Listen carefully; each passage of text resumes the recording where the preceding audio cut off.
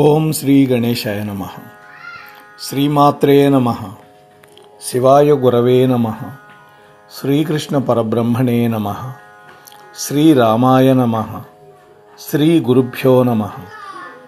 సచ్చిదానందరూపాయ విశ్వోత్పత్యాదిహేతవే తాపత్రయ వినాశాయ శ్రీకృష్ణాయ వయం నమః.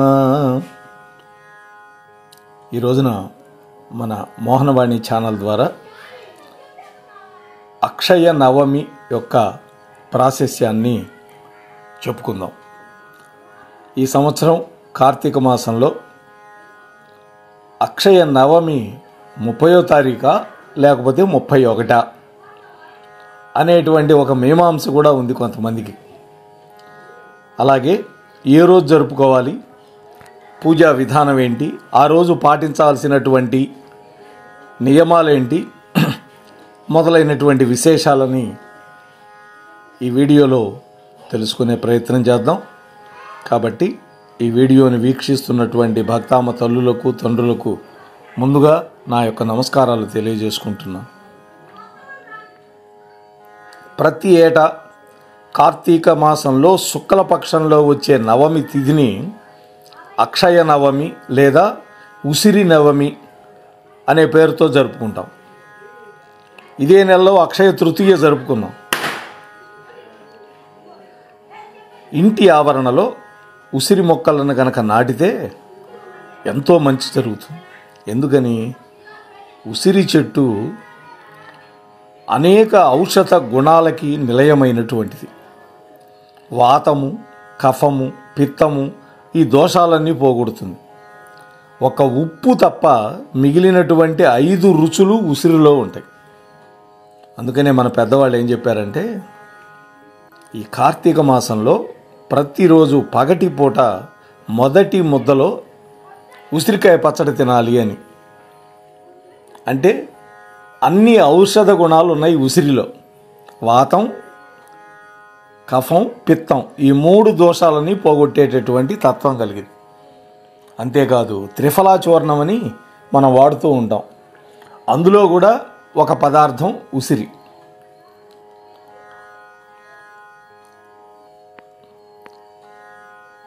కార్తీక మాసమే చాలా విశిష్టమైనది, అనేకమైనటువంటి పుణ్య తిథులు ఉన్నటువంటి నెల మనం చెప్పుకున్నాం. అట్లాగే కార్తీక మాసంలో చేసే దీపారాధనకి కానీ, నదీ స్నానానికి కానీ, దీపదానానికి కానీ, వనభోజనాలకు కానీ ఎంతో ప్రాముఖ్యత ఉంది. మన హిందూ పంచాంగం ప్రకారం ప్రతి ఏటా కార్తీక మాసంలో వచ్చే శుక్లపక్ష నవమిని అక్షయ నవమి అనే పేరుతో జరుపుకుంటాం. కొంతమంది ఉసిరి నవమి అని కూడా చెప్పారని మనం చెప్పుకుందాం. ఈ రోజున ఈ సంవత్సరం పంచాంగం చూసినట్లయితే కార్తీక శుక్ల నవమి అక్టోబర్ 30వ తేదీ ఉదయం 10:06 ప్రవేశించింది. అంటే సూర్యోదయానికి లేదు. అదే అక్టోబర్ 31వ తేదీ ఉదయం 10:03 వరకు ఉన్నది. అంటే సూర్యోదయానికి తిథి ఉన్నది 31. కొన్ని పండగలకి సూర్యోదయానికి తిథి ఉండాలి. ముఖ్యంగా ఈ పండగకి సూర్యోదయానికి తిథి ఉండాలి. కాబట్టి అక్టోబర్ 31వ తేదీయే జరుపుకోవాలి. ఆ రోజున శుభయోగాలు కూడా ఉన్నాయి. అక్షయ నవమి నాడు వృద్ధియోగము, రవియోగము ఈ 2 కూడా ఏర్పడుతూ ఉన్నాయి. పంచాంగంలో 5 ఉన్నాయి. వారము, తిథి, నక్షత్రం, యోగం, కరణం అని. ఈ యోగాలలో వృద్ధియోగం, రవియోగం ఈ 2 కూడా ఈరోజు ఏర్పడుతున్నాయి. అందువల్ల ఈ ఉదయకాలంలో గనక పూజ చేసుకోవటం చాలా మంచిది. మరి ముహూర్తం ఏంటి, ఎప్పుడు చేసుకోవాలి అంటే అక్టోబర్ 31వ తేదీ ఉదయం 6:38 నుంచి 10:03 వరకు పూజ చేసుకోవటానికి సుమారుగా 3:30 గంటల వ్యవధి ఉంది మనకి. ఈ సమయంలో గనక మనం పూజ చేసుకుంటే విశేషమైన ఫలితాలు వస్తాయి. ముఖ్యంగా విష్ణు భగవానుణ్ణి ఈ సమయంలో ఆరాధించాలి. విష్ణుమూర్తి ఆరాధన అంటే ఏంటి? రాముడి యొక్క ఆరాధన కానీ, లేదా కృష్ణమూర్తి యొక్క ఆరాధన కానీ, లేదా నరసింహస్వామి ఆరాధన కానీ ఏదైనా చేసుకోవచ్చు. అన్ని విష్ణువు యొక్క అవతారాలే కదా.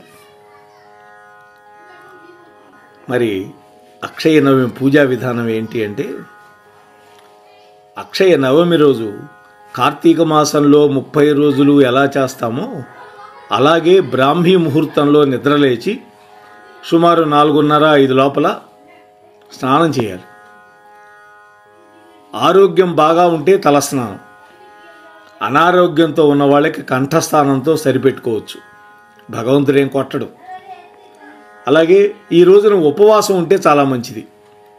అలాగే ఉసిరి చెట్టు యొక్క మొదట్లో గంగా జలాన్ని సమర్పించాలి.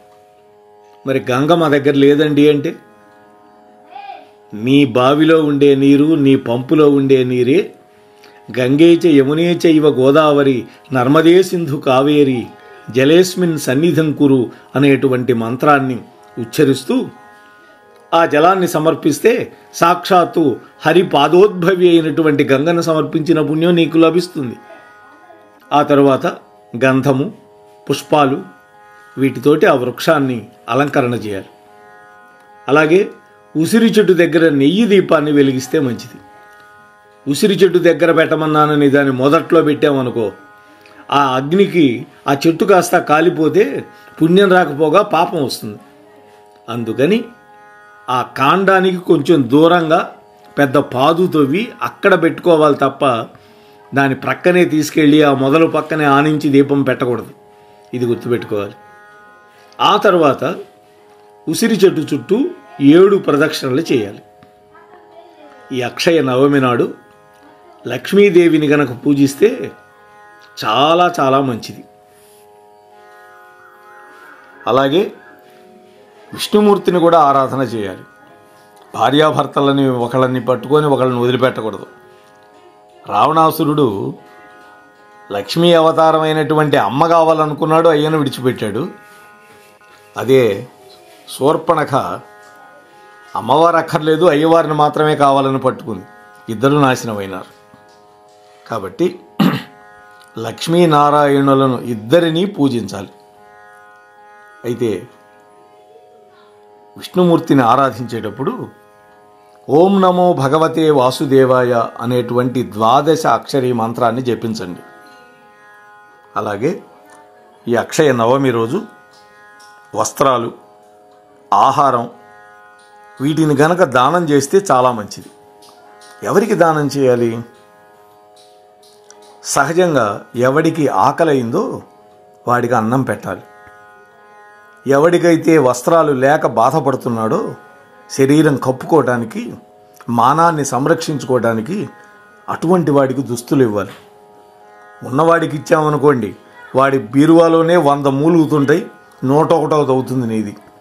ఏం ప్రయోజనం లేదు. అక్షయ నవమి నాడు ఇంకా ఏం చేస్తే మంచిది అంటే, లక్ష్మీనారాయణులని ఆరాధన చేసి నివేదనగా జామకాయలు పెట్టమన్నారు. జామకాయలో సి విటమిన్ పుష్కలంగా ఉంటుంది. అంతేకాదు ఖనిజ లవణాలు, మిగతా విటమిన్లు కూడా సమృద్ధిగా ఉంటాయి. అందుకని పూర్ మ్యాన్స్ యాపిల్ అని పేరు దానికి. అందుకని జామకాయలు నైవేద్యం పెట్టి వదిలేయటం కాదు, అక్కడ ఒక్క 5 నిమిషాలు అక్కడ భగవత్ సన్నిధిలో ఉంచి ఆ తర్వాత దాన్ని ప్రసాదంగా మన ఇంట్లో వాళ్ళం, పక్కింటి వాళ్ళకు కూడా పెట్టచ్చు. అట్లాగే జామకాయలను దానం చేస్తే ఎంతో మంచిది. ఎందుకనంటే షుగర్ పేషెంట్కి జామకాయలు చాలా చాలా మంచివి. నేను కూడా షుగర్ పేషెంట్నే.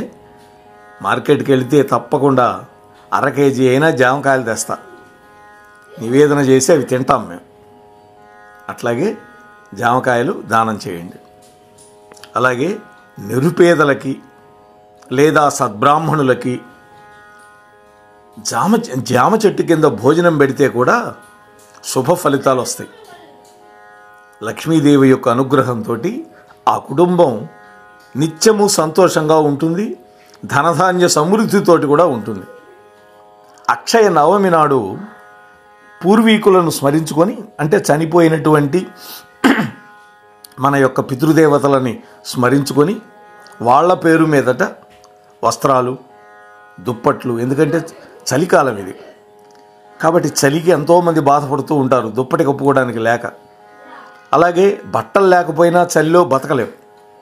అలాంటి వాళ్ళని ఏరి కోరి వాటిని గనక దానం చేస్తే కూడా చాలా మంచి జరుగుతుంది. అలాగే దీపావళి వెళ్ళిన అక్షయ తృతీయ రోజు ఎట్లాగైతే బంగారం కొంటే మంచి జరుగుతుందని నమ్ముతాము, ఈ అక్షయ నవమి నాడు కూడా బంగారము, వెండి మొదలైన వస్తువులు కొనుగోలు చేస్తే శుభ ఫలితాలు ఎదురవుతాయి. అలాగే ఇంటి ఆవరణలో ఉసిరికాయ చెట్లు నాటాలి. ఉసిరికాయ చెట్లు అంటే రాస ఉసిరికాయలు కాదు, పచ్చడి పెట్టుకుండే ఉసిరికాయలు. దాంట్లోనే ఔషధ గుణాలు ఎక్కువగా ఉంటాయి, ఎంతో మంచి జరుగుతుంది. ఎందుకని? ఆ ఉసిరి చెట్టు ఉండటం వల్ల ఆ గాలి మనకు సోకటము ఆరోగ్యం. ఆ చెట్టు కాయేసేటటువంటి కాయలు మనం అనుభవిస్తూ మన పక్క వాళ్ళకు కూడా పంచుతాం, వాళ్ళకే ఆరోగ్యం మనం ఇచ్చినట్టు అవుతుంది.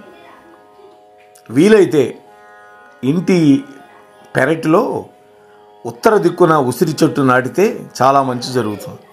ఎందుకని? ఉత్తర దిక్కు కుబేర స్థానం కాబట్టి లక్ష్మీదేవి అనుగ్రహం కలగాలంటే కుబేర స్థానంలో నాటాలి. మాకు ఉత్తరం ఖాళీ స్థలం లేదండి అంటారా, తూర్పు వైపునైనా నాటుకోవచ్చు. ఈశాన్యంలో కాకుండా తూర్పు దిక్కున కానీ అటు ఆగ్నేయం వైపుకు కానీ నాటుకోండి. కాబట్టి ఇలా చేయటం వల్ల మనం ధనధాన్య సమృద్ధితోటి, ఆయురారోగ్యాలతోటి, అష్టైశ్వర్యాలతోటి, భోగభాగ్యాలతోటి తొలతూగే అవకాశం ఉన్నది అని పురాణాలు చెబుతున్నాయి. అందువల్ల వీలైనంత వరకు యథాశక్తిగా ఈ అక్షయ నవమి రోజును 31 అక్టోబరు ఆ రోజున జరుపుకునే ప్రయత్నం చేద్దాం. అంతవరకు మీ వద్ద సెలవు పుచ్చుకునే మీ ధర్మవరపు వెంకటరమణ. ఈ ఛానల్కి ఇంకా సబ్స్క్రైబ్ చేయకపోతే వెంటనే చేయండి. అంశం మీకు నచ్చితే లైక్ ఇచ్చి మీ కామెంట్ కూడా పెట్టండి. అలాగే 10 మందికి ఈ వీడియోని పంచండి. హైప్ అనే బటన్ కనుక నొక్కారంటే ఎక్కువ మందికి ఈ వీడియో వెళుతుంది. యూట్యూబ్లో కొత్త ప్రక్రియ అది, దాన్ని కూడా మీరు అనుసరిస్తారని నమ్ముతూ స్వస్తి సర్వేషాం. మోహనవాణి తెలుగు పోడ్కాస్ట్ వింటున్న శ్రోతలందరికీ హృదయపూర్వక ధన్యవాదాలు. వినండి, వినిపించండి, వింటూనే ఉండండి. మోహనవాణి తెలుగు పోడ్కాస్ట్ మీరు వింటున్నారు. మోహనవాణి. మన మోహనవాణి కార్యక్రమాలు మీకు నచ్చినట్లయితే వెంటనే ఒక లైక్ చేయండి, అలాగే కామెంట్ చేయండి, ఎక్కువ మందికి షేర్ చేయండి. సబ్స్క్రైబ్ చేసుకోకపోతే వెంటనే మన ఛానల్కి ఇప్పుడే సబ్స్క్రైబ్ చేసుకోండి. ధన్యవాదాలు.